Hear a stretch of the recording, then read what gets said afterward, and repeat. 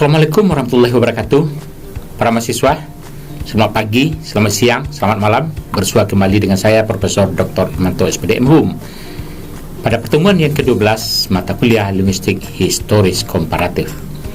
Para mahasiswa, pada pertemuan yang ke-12 ini kita lanjutkan penerapan teknik leksikostatistik untuk pengelompokan bahasa dengan 4 bahasa dan 5 bahasa. Pada kesempatan ini Anda diharapkan memahami kembali untuk penerapan teknik leksikostatistik untuk pengelompokan bahasa, khususnya 3 bahasa pada sebelumnya. Untuk pertemuan ini sebetulnya kajian kita sama dengan pada pertemuan sebelumnya untuk pengelompokan 3 bahasa, tapi secara khusus pengelompokan 4 bahasa dapat kita lihat dalam analisis berikut ini. Yang pertama, kita akan mencoba melihat bagaimana hubungan kekerabatan bahasa F, G, H, dan I, 4 bahasa. Dan artinya kita sudah menemukan berapa jumlah kosakata kerabatnya untuk keempat bahasa tersebut.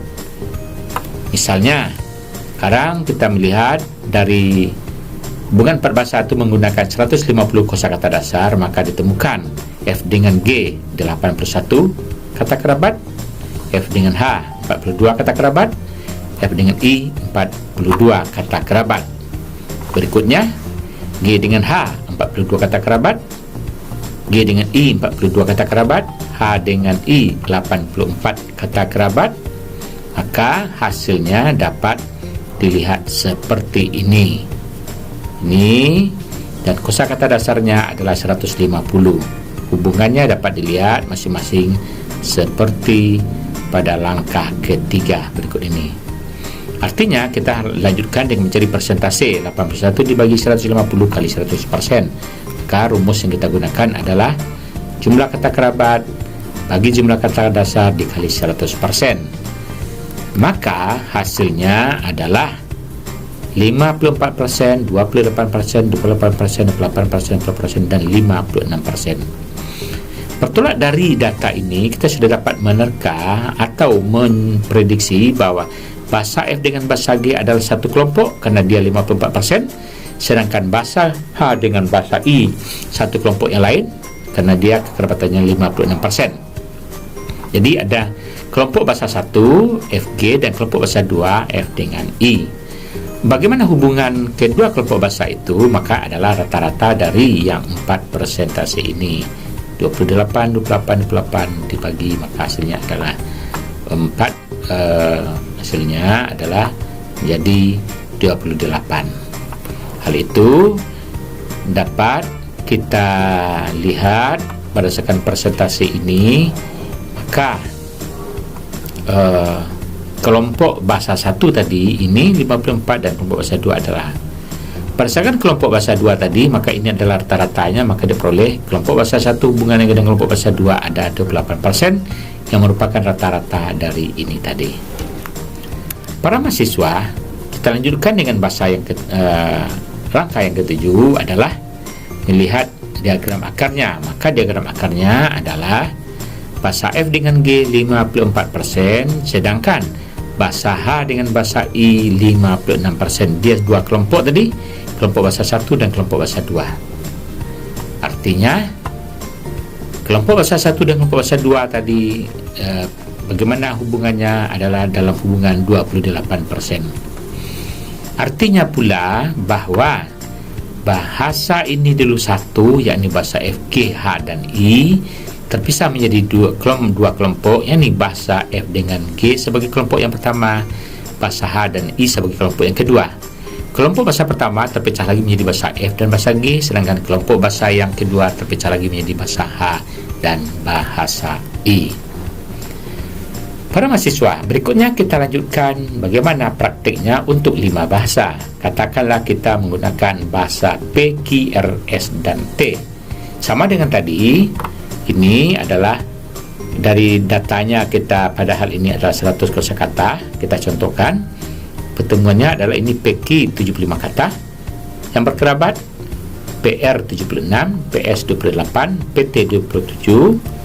Sedangkan QR 74, QS 28, QT 29, RS 27, RT 29, dan ST 27. Kemudian kita lihat hubungannya adalah, jadi dari data ini tadi, ini kita lihat hubungannya ini.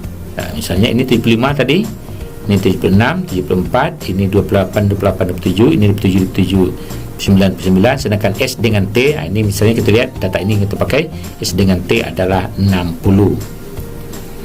Dengan demikian, kalau kita lihat persentasenya adalah seperti ini, dan hasilnya adalah 75, 74, 28, 28, 27, 27, 29, 29, dan S dengan T yang kita pakai data ini adalah 60%. Dengan demikian, maka kita bisa melihat, menerka bahwa ini 3 bahasa PQR adalah satu kelompok, dan kita rata-ratakan 75, 76, dan 74 menjadi 75, sedangkan kelompok bahasa yang kedua S dan T adalah 60%. Jadi ada 2 kelompok bahasa.